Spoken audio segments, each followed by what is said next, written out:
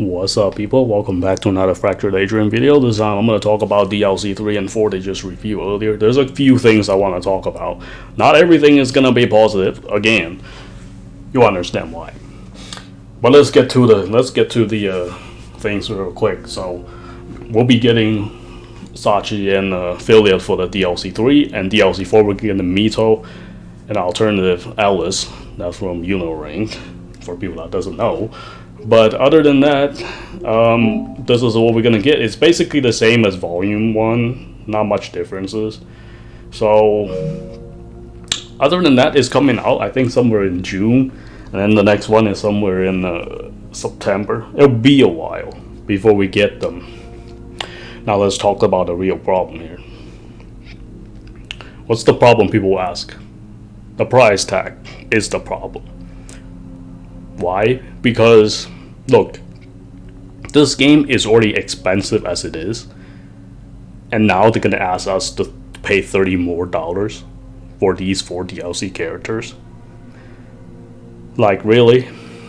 Dems, I understand you guys want more money and stuff, trying to milk as much as possible from the player base, but come on. We barely have any player base left. You'd be lucky to even have a 5% player base for this game. That's the way it is going. People probably coming back to play some DLC characters, but that's about it. It's gonna be empty again. Instead of trying to focus on adding more characters and put them very high price, this is overpricing for characters. I'm not gonna lie. You get these characters for free if they were in the other SAO games.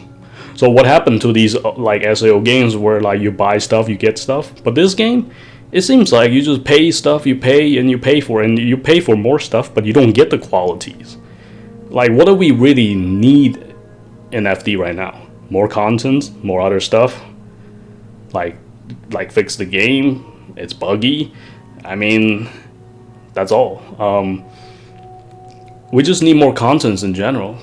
But instead of that, we're gonna get DLC characters where like they're gonna cost $30. But they don't actually include anything in there, like no new maps, no nothing, no. This is the only DLC in like so far in the SAO. I mean, like you really don't get much of new stuff. I need the same. I need people from Lost Recollections with the same energy with that DLC to come here to talk about this kind of DLCs. I'm not gonna lie. You get the story and then you get a character. That's it. Like there's nothing really important. This is kind of DLC we pay for $30 and then we don't really get much of anything. So I'm guessing they don't think about it. They're just like, hey, this is what we're gonna do, and we're gonna put a price tag on it because this has SAO IP on it. People will buy it regardless. But let's be real. I mean, here's the thing. I'm not even gonna worry about paying it or pre-ordering it.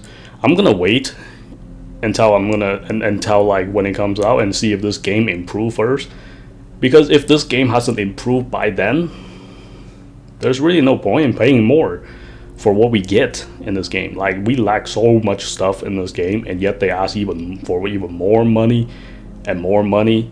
Like, this SAO game is by far the most expensive game.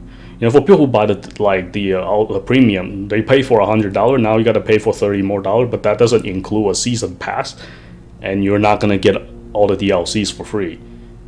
So there are no season pass. They put in the bundle because they want to make as much money as out of possible. Knowing people, they should have separated them. So some people might want to buy certain characters. They might not want to buy the whole thing, but they didn't do that. They're gonna put everything in because this is a business move. So people have to buy them no matter what. And yeah, I don't know. I talked to a lot of people, like, you know, they're not happy about it. It's not the characters they put in the DLCs that are a problem. I don't have problems with what they put it in. It's what they're giving us in terms of how much you have to pay for it to get it. So if we get another volume, are they gonna charge us another $30? Dude, like, this game is the price of 2 different new games at this point, and it's very, very expensive just to play it with how little content or anything they include. They're just gonna sell more characters for more money. I mean, at this point, it's not good. like I said, it's really not good looking. I mean, I understand they're trying to milk as much as possible, but they have to realize there aren't many player base left for this game. Like I say, you'll be lucky to have 5% player base for this game. So I don't know who they're trying to milk. I mean, I guess whoever's left, people will buy it. But look, we got Mito for free in AL. It's like we got failure free in AL. Like, well, what happened to all of these like characters we're supposed to get for free? Like, just like Fuka, I mean, it's totally fine. Focus on the DLC, like putting actual meaningful content rather than just sell more characters. That's the selling point, and we don't really get much out of the DLCs. That's the problem. For people who pay for $100, they think about like, well, do I even get the season pass? Well, there are no season pass for this. you have to buy it. You have to buy it and buy it. That's why they didn't make the season pass for people. So they want to charge people for more money. So it's not good looking at all.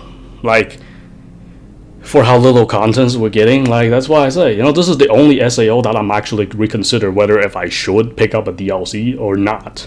Because even LR, it was okay, but it wasn't good. But this one, it's not much better either. It's just more expensive and just to have the characters that you can play with. So that's not really DLC, in my opinion. Like, they just start putting like price tags on everything and call it DLC at this point. So it is not good. Like, Dems really need to focus on fixing the game, putting out more content rather than charge people for more and more just for some characters. That is called a DLC. So I'm not buying it for what they are offering right now. I'm gonna wait and see how they're gonna improve the game first. That's what most people I talk to they're gonna do, is that they're gonna wait. So if you want to buy the DLC, go for it. It's not a problem. But for people who can afford it, then you might as well just wait and see. Not that the price is issue for me. It's just that the quality we're getting is not okay. It's like it's just too much they're asking at this point for how little we're getting for this game currently, and this is terrible. I mean, this is really, really bad business. So anyway, I hope you guys enjoyed. Until next time.